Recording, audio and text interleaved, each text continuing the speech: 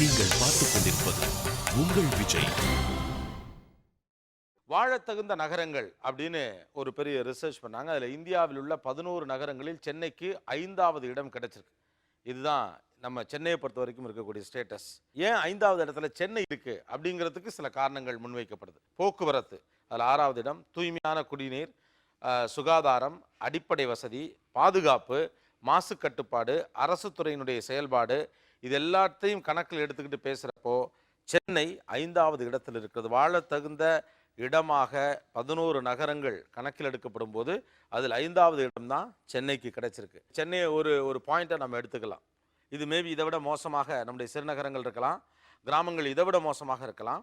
ஆனால் நம்முடைய வாழியல் சூழிடம் வாழத்தகுந்த இடமாக இருக்கிறதா அப்படின்னு பார்க்குறப்போ அது இல்லை அப்படிங்கிறது தான் பெரும்பாலானவருடைய கருத்தாக இருக்கிறது. அதை பற்றி நம்ம தொடர்ந்து பேசிக்கிட்டே இருக்கோம். பட் நிறைய இடங்களில் இது மாதிரியான பிரச்சனைகளை பார்க்க முடியுது. நான் 2 பேர்கிட்ட பேசணும்னு ஆசைப்பட்றேன். அம்சா அவர்கள் அண்ட் சக்திவேல் அவர்கள். அவங்ககிட்ட பேசுறதுக்கு ஒரு காரணம் இருக்கு. வாங்க.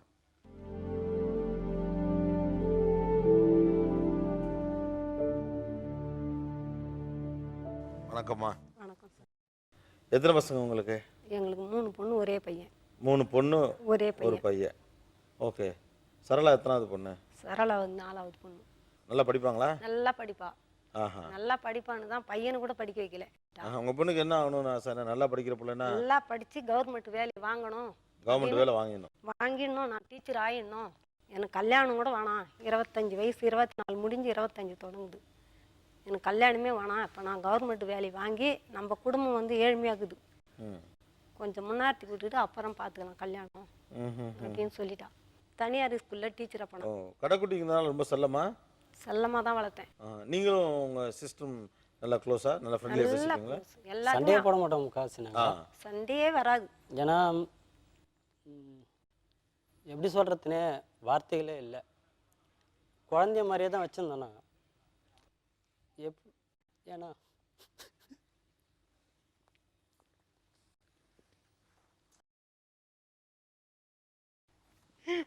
அம்மா நாங்கள் இந்த அளவுக்கு உன்னால இப்படி ஆயிட்டோம். என்னாச்சு சக்திவேல்? எனக்கு பேப்பரில் வந்து ஆடு கொடுத்துருந்தாங்க, ஸ்போக்கன் இங்கிலீஷ் கற்றுத்தரோம் அப்படின்னு சொல்லிட்டு. டி நகரில் நல்லா ஃப்ளோவாக இங்கிலீஷ்லேயே பேசணும் அப்படின்ட்டு ஸ்கூலில் சொன்னதுனால அவருக்கு ஆர்வம் அதிகமாகிட்டதுனால, இல்லை நீ காசு மட்டும் கொடு, நானே போயிட்டு நான் படிச்சுட்டு நான் பத்திரமா வந்துடுவேன், வானம்மா நைட்டில் தேவையில்லை அப்படின்னு சொன்னேன். இல்லை நான் 6 to 7 தான் கிளாஸு, 7, 7:30 முடிஞ்சிடும், நான் வந்துடணும் அப்படின்னா. 4ஆம் தேதி 11ஆம் மாதம் 11ஆம் வருஷம் 2011ஆம் வருஷம். இப்போது நான் ஈவினிங் சென்னையில் வெள்ளம் அந்த நேரம் கிளம்புற நேரத்துக்கு மழை விட்டுருச்சு. சரி மழை தான் விட்டுருச்சே, நம்ம போயிட்டு கிளாஸை கம்ப்ளீட் பண்ணிட்டு வந்துடலாம் அப்படியே நான் வரேன்னு சொன்னேன். வேண்டாம்மா, அங்கே 30 பேர் படிக்கிறாங்கம்மா, எனக்கு என்ன படிக்கவா தெரியாது, இடமா தெரியாது, நான் வந்துடுவேன்னு சொன்னான். சொல்லிட்டு சரின்ட்டு அவள் கிளம்பிட்டா. 9 மணிக்கெலாம் வீட்டுக்கு வந்துடுவா. 8:30 அங்கே டைமு. பஸ் ஏறினாலும் 8:30 மணிக்கெலாம் நம்ம வீட்டுக்கு வந்தோம்னா 9 மணி நம்ம வீட்டு டைம் படி. 9 மணி ஆச்சு வரல. சரி எதனா மழை பெய்யறதுனால கொஞ்சம் வெயிட் பண்ணி வருவாம்மா, இருமா பார்ப்போம் அப்படின்னு நான் சொல்லிட்டு இருந்தேன். அப்பா இவ்வளோ நாள்லாம் இருக்க மாட்டான், நீ என்ன பண்ணுற, உடனே கிளம்புற, போய் பார்த்துட்டு என்ன எதுன்ட்டு நீ பார்த்துட்டு வர அப்படின்னு சொன்னாங்க. நான் என்னன்னா பஸ் ஸ்டாண்டுக்கு போயிட்டு ஸ்டாப்பிங்கில் வந்து ஒரு 1/2 hour வெயிட் பண்ணேன். கடைசி பஸ்ஸு கேகே நகர் டிப்போ பஸ்ஸு வர்ற வரைக்கும் நான் பார்த்துட்டு தான் நின்றுட்டு இருந்தேன் அந்த இடத்துல. எங்கள் அம்மா சொன்ன ரீசன் என்னன்னா, ரோட்டில் வரும்போது யாருன்னா வண்டிக்கார கட்டிட்டு இருப்பான், 3,000 சைன் போட்டுருவேன். அதனால வரும்போது யாருன்னா குடிகாரோ ஒரு ரவிடியோ பின்னால் பிடிச்சி வச்சுட்டு அந்த அந்த பிரிட்ஜில் என்ன நம்ம தங்கச்சி வரும்போது பிடிச்சி இழுத்து அந்த சைனை அறுத்துக்குன்னு அங்கே என்ன அடிச்சு போட்டாங்களோ என்னமோ, நம்ம தங்கச்சி இருக்க மாட்டாப்பா. ஒரு நிமிஷம் அப்படியே ஒரு 5 நிமிஷம் ஆயிடுச்சுன்னா கூட யாருக்கெல்லாம் ஃபோன் வாங்கி அம்மா கொஞ்சம் லேட் ஆகிடுமா அப்படின்னு இன்ஃபார்ம் பண்ணிடுவா. இந்த வார்த்தை தான் ஆக்சுவலாக சென்னையில் இருக்கக்கூடிய பலருடைய பதட்டத்தை பிரதிபலிக்குது. ஒரு பொண்ணு 1/2 மணி நேரமோ 1 மணி நேரமோ லேட் ஆகுது அப்படின்னாலே அந்த பிள்ளைக்கு ஏதோ 1000 இருக்குமோ அப்படின்னு நினைக்கக்கூடிய அளவு தான் நம்ம சுச்சுவேஷன் இருக்கா. தான் security is the priority. Bus ஸ்டாண்டில் நீங்கள் ஒவ்வொரு பஸ்ஸாக தேடிட்டு இருந்த அந்த பீரியட் எவ்வளோ பதட்டமாக இருந்தது? ஏன்னா அடுத்த பஸ்ஸில் வந்துருவாங்க, அடுத்த பஸ்ஸில் வந்துருவாங்க.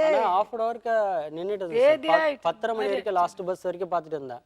அப்புறம் பஸ்ஸும் நின்றுடுச்சு. அம்மா சொன்னாங்க, இல்லைப்பா இனிமேல்லாம் இது சாத்தியப்படாது, நீ போய் என்ன ஏதுன்ட்டு பார்த்துட்டு வந்துடு அப்படின்னாங்க. நானும் என் ஃப்ரெண்டு தனசேகரனும் அங்கேருந்து வண்டியிலே போயிட்டான். அந்த ரோட்டில் போக சொல்லி முட்டி வரைக்கும் தண்ணி இருந்தது. ரோடு ஃபுல்லாகவே ஃபுல்லாக பிளாக் ஆயிருந்தது. நாங்கள் போஸ்டில் அப்படியே வண்டியிலே போயிட்டோம். அந்த கேட்டை போய் தட்டுறோம், வாட்ச்மேன் திறக்கவே இல்லை. சரின்னு சொல்லிட்டு அந்த டீ கடை வெளியில் ஹோட்டல்லாம் போட்டிருந்தாங்க. அந்த ஹோட்டலில் போயிட்டு இது மாதிரி இங்கே கிளாஸ் நடந்து ஒரு பொண்ணு முடிச்சுட்டு வந்தா, ஸ்போக்கன் கிளாஸ் வந்துட்டு இங்கே எதுனா ஆக்சிடெண்ட் ஆச்சா அப்படின்னு சொல்லிட்டு என் ஃப்ரெண்டு தான் கேட்டான். எனக்கு அது மாதிரி கேட்கறதுக்கு தோணலை. சரி கேட்டு பார்த்தா அந்த இடத்துல இது மாதிரி ஆக்சிடெண்ட்லாம் எதுவும் ஆகலப்பா, நீங்கள் என்னப்பா ஒரு பொம்பளை பொண்ணு காணோம், மணி 10 10:30 ஆகுது, இப்போ வந்து தேடுறீங்களே அப்படின்னு எங்களை கேட்டாங்க. இல்லைம்மா அப்போதுலேருந்து தேடிட்டு தான் இருக்கோம்.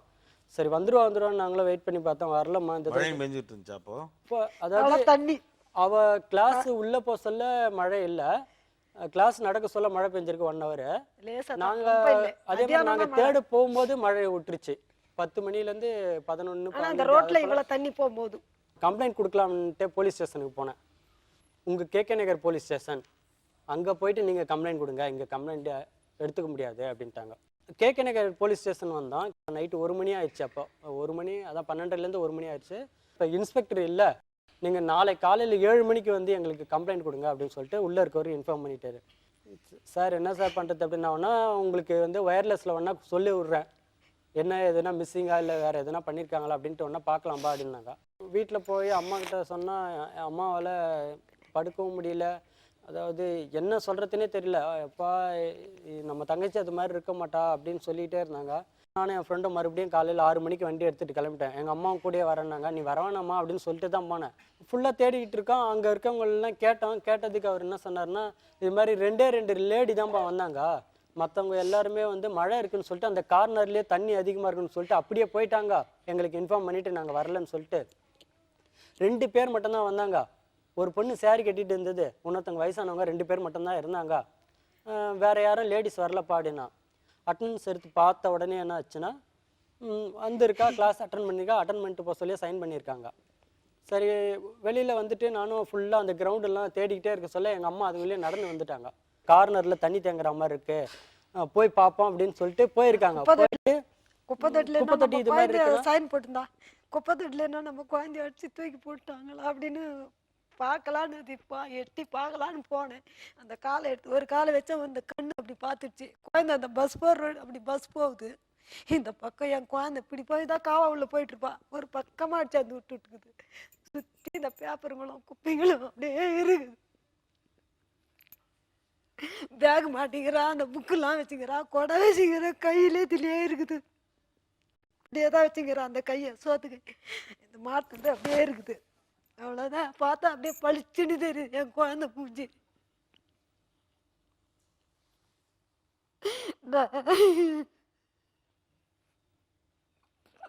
இந்த பெத்த தாயே பார்த்துட்டேன், இந்த அம்மாலாம் பார்த்துட்டேன்.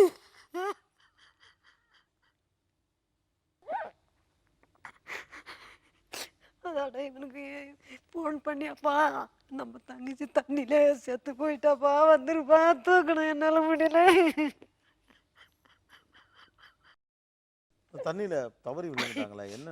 ஓரமே வந்துக்கிறா, இந்த பாதியில இவ்வளவு தண்ணி ரோட்ல, அதனால ஒரு வீடு ஓரமே மழை தண்ணி போற மாதிரி கட்டி வச்சிருப்பாங்களா சார்? மழைநீர் வடிகாலுக்கு தண்ணி காவா, அந்த காவா வந்து எல்லா இடமும் ஃபில் பண்ணிட்டாங்க. பிளாட்ஃபார்ம் ஃபுல்லாவே போட்டிருக்காங்க, அந்த கார்னர்ல மட்டும் அந்த லிங்க் பண்ணாத விட்டுட்டாங்க. தடுப்பு வைக்காமே அப்படியே ஓப்பனா விட்டுட்டாங்க. என் குழந்தை இங்க வந்தா தண்ணி துணியெல்லாம் நினையுதுன்னு ஓரமே கொஞ்சம் தோக்கணா மாதிரி போட்டுக்கிறாங்க வீட்டு ஓரங்க. இந்த காரை அந்த ஓரமே வந்து என்ட்ரன்ஸ் அங்கே முடிய சொல்ல அப்படி தாண்டிக்குது அப்படியே உள்ள.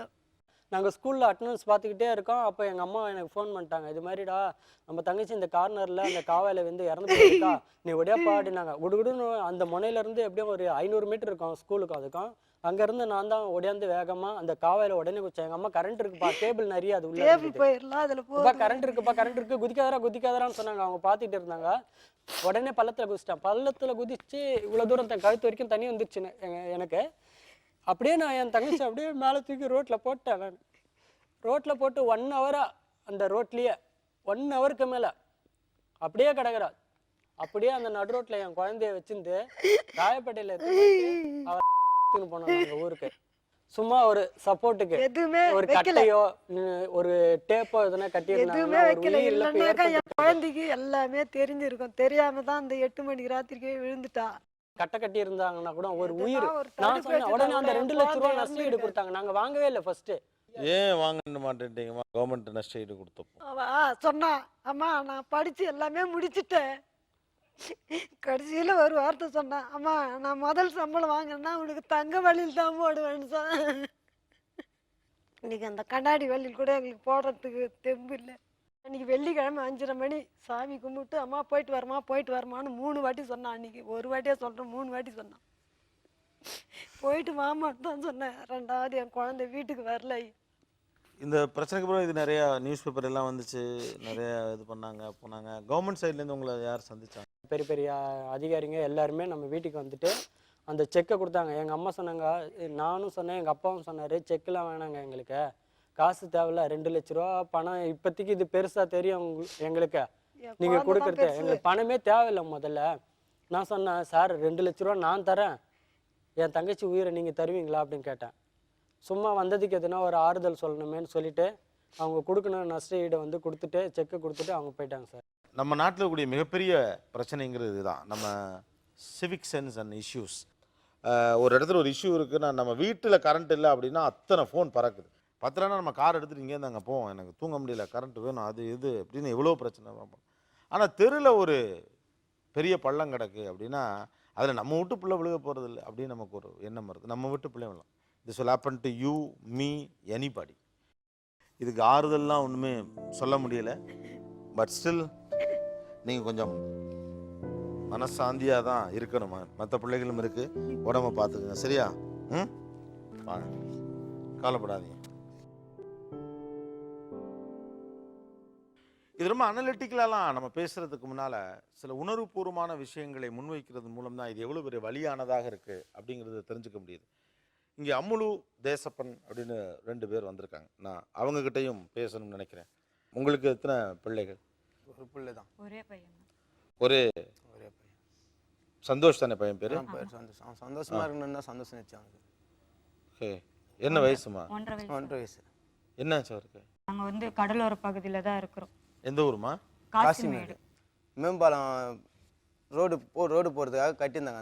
அந்த இடத்துல கட்டும் போது அந்த ஒரு பெரிய பள்ளம் மாட்டணும் வண்டி அந்த இடத்துல அந்த சிம்டி தண்ணி, மழை தண்ணி, அந்த ஏறின சொருகிற தண்ணி இதெல்லாம் அங்கே ரொம்ப தேங்கி நின்று போயிட்டு ஒரு இவ்வளோ தூரம் இருக்கு. என் பையன் வந்து 1.5 வயசு குழந்தை தோல் தான் இருப்பான். அவனோட கொஞ்சம் ஹைட்டு தண்ணி, அவனோட ஹைட்டாக இருந்தது. அவன் ஊந்தப்போ அம்முலு ஆக்சுவலாக என்னம்மா நடந்தது? என்ன எப்படி பையன் அதுக்குள்ள விழுந்தாருமா? 3ஆம் தேதி சர்ச்சுக்கு வெள்ளிக்கிழமை போயிட்டு அப்போ தான் வந்தேன். வந்து வீட்டில் அவனை விட்டுட்டு சாப்பாடு ஊட்டிட்டு அவனை உட்கார வச்சுட்டு நான் துணி மடிச்சுன்னு இருந்தேன். பக்கத்துலேயே துணியை மடித்து அடிக்கின்னு இருக்கும் போது அவன் எப்படி தான் போனானே தெரில. வெளியே நல்லா துருன்னு ஓடுவான், ஒரு இடம் நிற்க மாட்டான். 4 பசங்க, எங்கள் பையனோட சேர்த்து 5 பசங்க மொத்தமாக எல்லாரும் போயிட்டுக்கிறாங்கன்னு நினைக்கிறேன். அந்த பிரிட்ஜு உள்ளே போயிட்டுக்கிறாங்க. எனக்கு தெரியாது அங்கே என்ன நடந்து ஏது நடந்துன்னு எனக்கு தெரியாது. ஒரு 10 நிமிஷம் கழிச்சு அவன் குழந்தைய தூக்கின்னு வராங்க. என்னத்த ஆச்சு, ஏன் அத்தை சந்தோஷம் தூக்கின்னு வரேன்னு கேட்டதுக்கு, இந்தமாரி அந்த பள்ளத்தில் இருக்கிறாண்டி, மூஞ்சிலாம் நீல கலர் பூத்து போச்சு, வாயிலெல்லாம் நுர தள்ளிச்சு, ஹாஸ்பிட்டலுக்கு தூக்கின்னு போகலாம் வாடி அப்படின்னு சொன்னாங்க. நான் தூக்கி எடுத்துன்னு நான் பாட்டுன்னு ஓடுறேன். ஓடினதுக்கு அங்கே போய் குழந்தைய படுக்க போடுமா அப்படின்னு சொன்னாங்க. படுக்க போட்டு அந்த உள்ள வச்சு பார்த்தாங்க. குழந்தை எப்பயும் இறந்துச்சுமா, உங்கள் குழந்தை இறந்துச்சு, எப்படியாவது பண்ணி காப்பாற்றுங்க சார், உங்கள் காலில் வேணாலும் விழுவுறேன், எனக்கு இருக்கிறதே ஒரே ஒரு குழந்தை தான், எனக்கு 6 மாதம் கழிச்சு தான் அந்த குழந்தைய தங்குச்சு, அதனால் அந்த பையனை ரொம்ப பாசமாக பார்த்துருப்போம். அதான் அளவுக்கு மீறி எங்கேயுமே விட மாட்டோம். அந்த நேரத்தில் அவன் போயிட்டுக்கிறான், எனக்கே தெரியல. நான் அதிகமாக பாசிச்சதோடு எங்கள் வீட்டுக்காரர் தான் நான் அதிகமாக வச்சுன்னு இருக்கோம். அவனால் எங்கள் வீட்டுக்காரர் ரொம்ப பிடிக்கும். அவனுக்கோசம் அவன் என்ன வேணாலும் செய்யும்.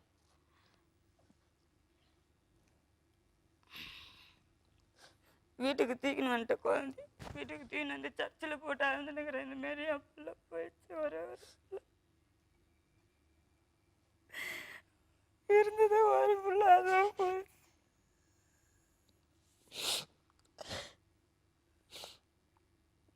இந்த குழி எதுக்காக வெட்டியிருந்தாங்க?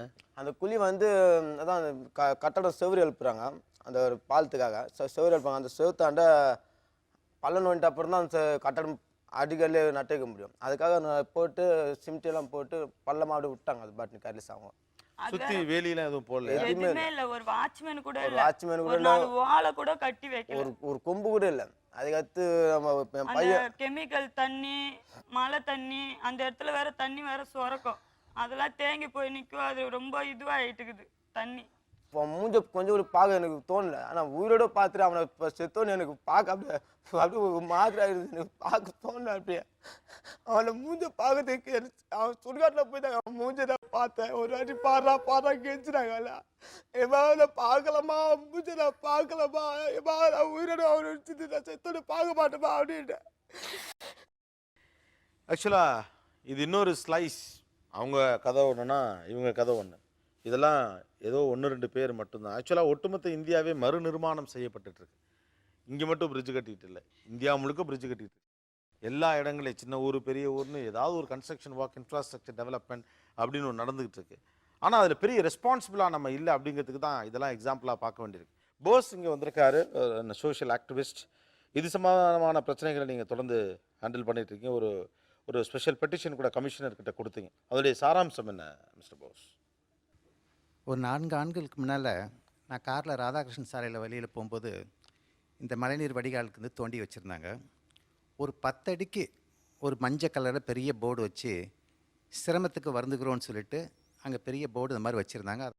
நான் பிறந்து வளர்ந்ததெல்லாம் இது டோல்கேட்டில் வட சென்னையில். அந்த இடத்துலையும் தோண்டி இருந்தாங்க. அங்கே எந்த விதமான போர்டும் கிடையாது. நான் அதையும் ஃபோட்டோ எடுத்து நான் உடனே கமிஷன் இந்த மாதிரி ஒரு புஸ்தகம் வெளியிட்டோம். அது புஸ்தகத்தை போட்டு மக்களுக்கெல்லாம் கொடுத்து இதை கமிஷனருக்கும் அனுப்பினேன். அவங்க ராதாகிருஷ்ணன் சாலையில் நடந்து போகிறவங்க ரொம்ப குறைச்சல். இதே இது நாங்கள் இருக்க திருவத்தூர் நெடுஞ்சாலையில் அவ்வளோ மக்கள் நடந்து போகிறாங்க. அவங்களுக்கு பாதுகாப்பு கொடுக்கலன்னு சொல்லி கொடுத்தோன்னே நான் கொடுத்த இந்த புக்கு அனுப்பின மறுநாளே வந்து பெட்டிஷன் கொடுத்த மறுநாளே வந்து இங்கேயும் போர்டு வச்சாங்க. 10 அடிக்கு ஒன்றும் இல்லாட்டாலும் ஒரு 30 அடிக்கு ஒரு போர்டு வச்சாங்க. ஆனால் இப்போ என்ன இருக்குது பார்த்தீங்கன்னா, சென்னையில் எங்கேயுமே போர்டு கிடையாது. முக்கிய காரணம் சிவிக் சென்ஸ் ஒருத்தருக்கு இருந்து பிரயோஜனம் கிடையாது.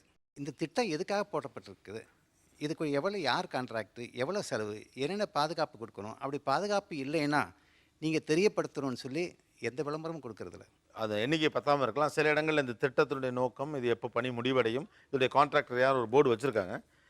பட் நீங்கள் சொல்லக்கூடிய அளவுக்கு நிறைய இடங்களில் இல்லை தான். என்ன மாதிரியான விஷயங்களை செய்வதன் மூலம் இந்த மாதிரியான இழப்புகளை நம்ம தவிர்க்கலாம்?